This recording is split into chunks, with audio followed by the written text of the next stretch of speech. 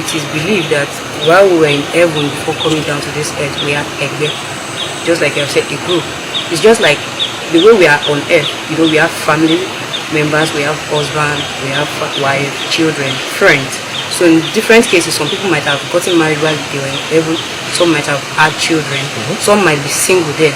So all those people put together are called Egbe. They are your heavenly companion. Those you were being with when you were there before coming down to this planet. So before leaving there, we would have told our Egbe, probably our husband, children, family, anything there, that okay, I'm going to earth. When I get there, I won't marry someone else. That's where spiritual husband or spiritual wife comes in. So I won't marry someone else. So just put your mind at rest. Some people can even tell their Egbe that I'm going to spend just a day, because it's just like you leaving your home, going to a marketplace, telling your family members that you will soon be back. When you were making that promise, you didn't know it was something bad. So something got to this earth, and people were like, someone that returns to heaven is an abiku, is not a good child. So your parents here on earth will do everything in their capability to hold you down, to make sure you stay. So that's where the problem starts, because those there will be calling you back. You made us a promise. You said you were coming back in 7 days. What's happening? Well, is it possible to break that promise? Like when you come here and you want to enjoy your life? It is. So what do I know? I'm not. What do they need to do? What do people in this situation, what do they need to do? Is it something you can say? Well, what they need to do is they just have to consult Ifa first. Then through Ifa, they will have to do some things. Appease the spiritual husband, give him the necessary things that they need. So you just let go. So it could be a spiritual husband, a spiritual wife, or spiritual children. Definitely, some people have sex in their dreams and they give birth to children, so that's what they call spiritual children. So if you have a dream that you're having sex, it's likely, like as an African, as a Nigerian, it's likely that you're having sex with your spiritual spouse, yes. And some people will go as far as having dreams that they got pregnant, and after like a month or so in their dreams, they will still realize that they had children in their dream. And such people might be having difficulty in conceiving in real life. So that's because of what has happened in the dream. Even if you don't like what we are doing, as far as I'm not hurting you, as far as I didn't do breaking the law, I'm not breaking the law. There is no reason for you to go anywhere and start saying what I'm doing is bad. Do yours while I do mine. About heaven or whatever, let God judge everyone. So do that to those.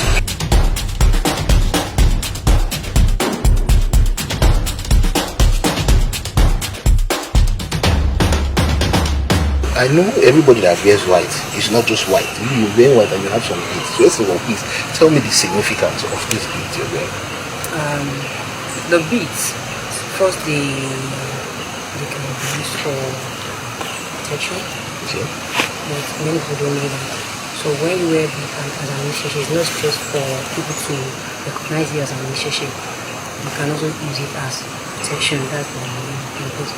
Also, it can be used to just show the world as your initiation. Like an identity card. So this one is now the thing you're wearing now. It's 3 or 2. This is true, then I have others here. Not just the beads, we have the grass as well. If I want the bead now for protection, what do I need to do? Because mine is just fashion. Are you an initiation? I'm part of the initiation family in one way or the other. You to do that. So because it doesn't just serve for protection, it also works as an identity. So if you start putting it on, people that understand will ask you, okay, someone like me, I can just see you in public and just challenge you that, sir, why are you putting this on? And if you can't answer me the way you should, there will be a problem. There'll be a problem. Okay, I understand. And I don't want to talk about it off camera. We'll talk about it. Okay, so guys, I'm speaking to Tunrayo Ifashemilore Egbetunishi. Those are very powerful names. Very powerful names. But if you don't know, if those names don't sound familiar to you, if you're on Twitter, you know our spiritual wife. Let's even start from that. I thought that name was very, very interesting. Spiritual wife. Why did you even choose that particular?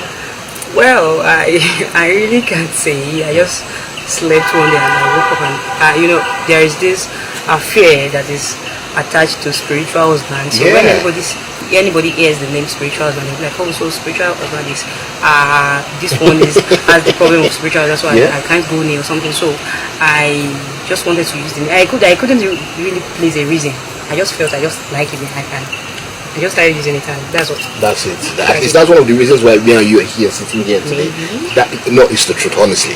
That was, because I saw it and I was like, who is this person? And I'm glad you've given us the opportunity to So speak. maybe I'm someone spiritual. If your spiritual husband is here, so this let me move away from you a It little doesn't bit. have to be spiritual. It can be physical. It can be physical as well. My spiritual husband doesn't have to stay there. You don't have to say, please, if he's around, let me take permission. Don't worry, Let we me have no take- problem. It's not aggressive. Okay. So you are Yalorisha. Or I'm not saying that right. Yalorisha, yeah, you're Yalorisha. right. I'm saying that right. Okay, and you are in Osun and Egbe again. Please, I need you to explain those. So it won't look like I'm saying the wrong things. And for people that will watch it as well. Okay, first, Yalorisha is someone like a custodian of Orisha. A female custodian of Orisha. Babalorisha is just the other side. So the Orisha could be anything. It could be Osun, it could be Egbe, it could be Oya, it could be Imuja. But in my own case, as we have said, it's Osun and Egbe. So we have Yalorisha, we have Babalawo. Many people do misunderstand. There is this misconception about Babalawo that they are evil. But basically, Babalawo is just someone that is the custodian of Ifa. Someone that has been trained, for many years with the language of Ifa. Someone that knows very well that can cast Opele or Ikin, that can perform the necessary sacrifice that comes out of all Odukas there. So that's a Babalawo. In my own case, I'm just a custodian of a particular Orisha. Or let me say one or two Orishas. Okay, one or two Orishas. Okay, that's interesting to know. So when Egbe, that's what I'm interested in. What does Egbe mean? Because the literal translation of Egbe is a group of people. No, that's the literal translation. But let me give you another literal translation that is a bit deeper than what you have said. So Egbe is just, let's say, heavenly companion.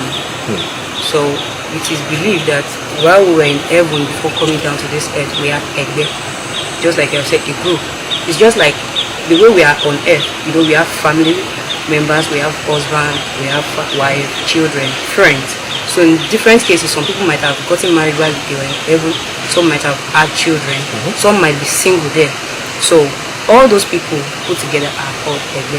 They are your heavenly companion. Those you were being with when you were dead before coming down to this time. That's the Egbe. Okay, so that means you're now continuing what you were doing in heaven. You're not doing it here physically. When we were there, we didn't understand what was going on here. So before leaving there, we would have told our Egbe, probably our husband, children, family, anything there that, okay, I'm going to earth. When I get there, I won't marry someone else. That's where spiritual husband or spiritual wife comes in. So I won't marry someone else. So just put your mind at rest. Some people can even tell their Egbe that I'm going to spend just a day. Because it's just like you leaving your home, going to a marketplace, telling your family members that you will soon be back. When you were making that promise, you didn't know it was something bad. So something got to this earth and people were like, someone that returns to heaven is an abiku, is not a good child.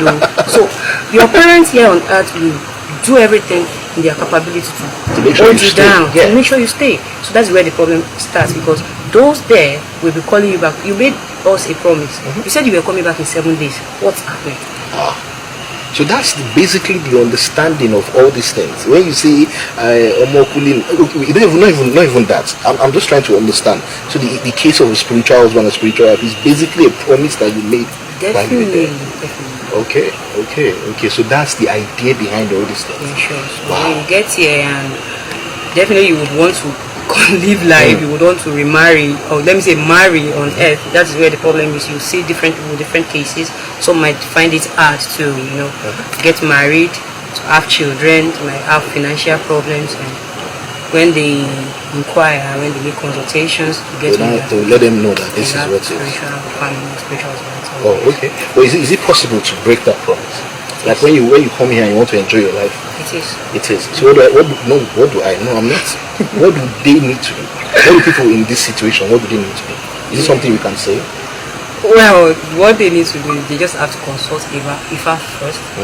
Then through Ifa, they will have to do some things. Appease the spiritual husband, give him the necessary things that they need.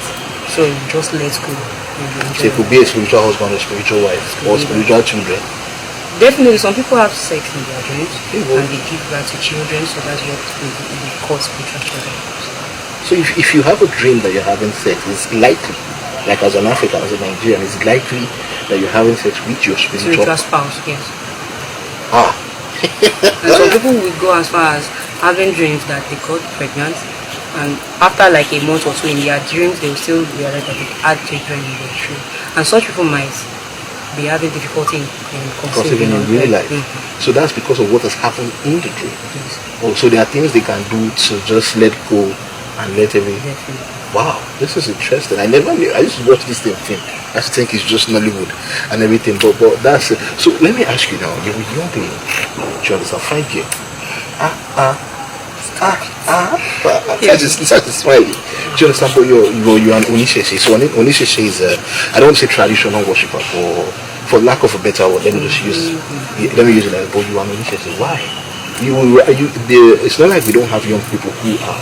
So you use social media, to at least speak on things that people don't understand and defend the other traditions. So I have to ask why. Why am I? Yes, why are you an Onishese? Yes. Well, first, because that's Isheshe is the spirituality of my people. That is the first reason. The second reason is you just have to do it. It's not a must. Okay, yeah. But I think it's a thing of choice, because growing up, I had the opportunity to have knowledge of other religions, but when I asked questions and I understood the way they are, I just had to do that of my ancestors. So here I am, and I'm glad I have been doing it. That's amazing. So I also have to ask again, do you feel like there should be a public holiday for Onishese? Because that is a problem. That's something a lot of people have been talking about on social media. There should be, no matter how little we are, no matter how small the quantities, I think we really need to get it. Not just one, but at least one for a start. Okay. Because there are different word festivals. Although in Isheshe, different people might fix different dates for their own festivals, but there are some that is for every Onisheshe. Let's take for instance August 20. Okay. August 20 is for World Ifa Festival. World Ifa Festival. Yes. I need to write that deep down. Yes. So. Okay.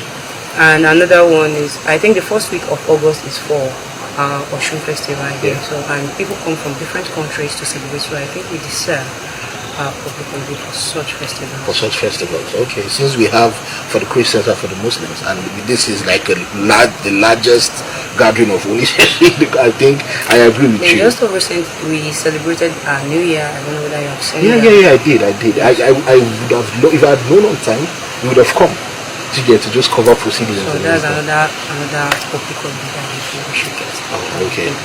Okay, so one of the reasons why I decided, or even decided, I felt like I wanted to speak to you, was to know your thoughts on certain issues. Do you understand? But apart from that, what are the things people do that you do not like as an Onishese? Because look at what happened recently. Somebody came out on Twitter and said, I can't even know what she was saying. She said a lot of things, especially about maybe, I think the Oro or so, that it's yes, like misinformation. So what are these things that people who are not Onishese do that you do not like, that you like with this particular interview you like to correct? The first one, let me put 2 points in one, is hypocrisy and intolerance. Because many people that practice other religions are hypocrites. I'm sorry to use that word, because openly, publicly, they practice other religions, but privately they do this. I'm not judging them. I'm not saying what they are doing is bad, but they don't have to publicly say evil about what they are practicing privately. That's one. Then I move to intolerance. Even if you don't like what we are doing, as far as I'm not hurting you, as far as I didn't do anything, I'm not breaking the law. There is no reason for you to go anywhere and start saying what I'm doing is bad. Do yours while I do mine. About heaven or whatever, let God judge everyone. So you don't have to just break down what I do. So. Okay. So we are done with the book. This is a UNESCO World Heritage Site. It's known all over the world.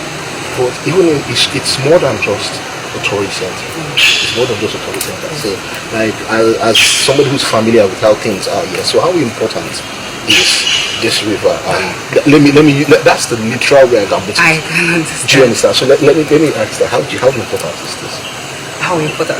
Do you want me to rate it on a scale of 1 to 10 or what? If you rate it. It is very important. Okay. It is very important to all Onisese. This Oshun, this is Oshun River. You must have heard of the river goddess Oshun. Yes. And it is very important because it is believed Yoruba, we Onisese believe that there is no prayer you make here that won't be answered. Yeah. Yes.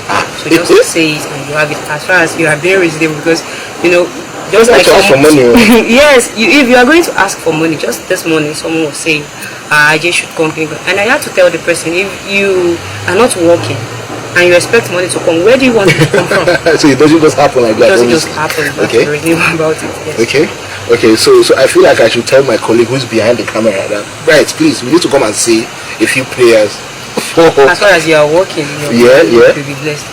Of course. So thank you very much for You're something. welcome. So I wish I had a lot more time. But so how does one, if I decide now, or anybody that's watching wants to become an Onisese traditional worshiper, or let me use that word, what are the things I need to do? First, if you have a conviction in you that you want to become an Onisese, first you have to learn.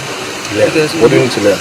you have to learn the ways of the Orisha, the ways of the fact, because many of us have learned the wrong things. Growing up, Nollywood have taught people many wrong things. Oh, they are evil, they kill people. We don't kill people. We don't use spiritual sacrifice. Okay. There is nothing like that. So, if you want to become an Onisese, first you can move closer to people that are Onisese. The real ones, there are fake everything in this life. There are fake people, there are fake traditionalists, fake pastors, fake apostles. But you move closer to them, you learn from them.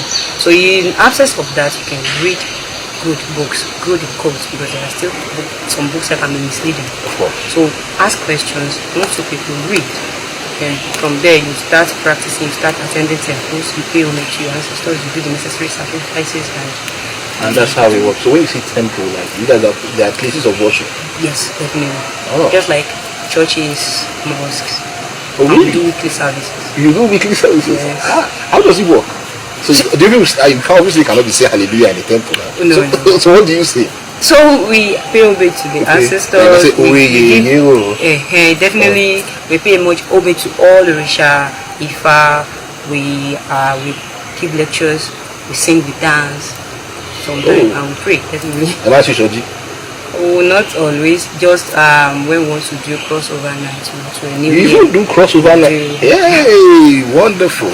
Okay. So thank you very much for speaking with me. I appreciate the fact that you opened your home to us. Thank you very much. So Thank you for having me. do you have any other thing before we finish or before we go? Any last words to anybody who's watching who has a conviction to be here, or to correct any misinformation or anything like that? Well, as an Onisese, I should not evangelize. You should not evangelize. I don't have to evangelize. I believe that if what I'm doing is good enough, then you see it in me, then you might like to do the same thing. I shouldn't. But at the same time, I would want to tell the world that they should try and get their facts right.